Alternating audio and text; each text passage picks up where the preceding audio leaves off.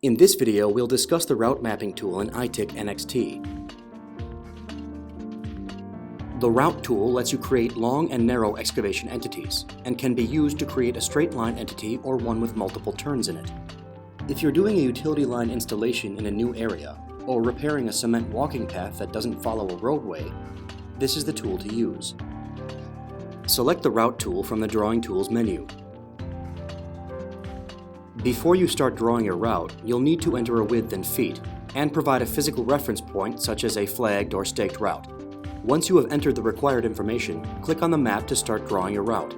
If your route turns at any point, click again to add a pivot point. Continue clicking until you reach the end of your route. Double-click the final point to finish drawing.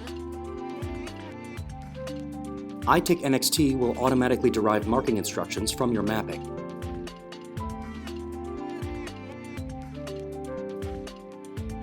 Thanks for watching.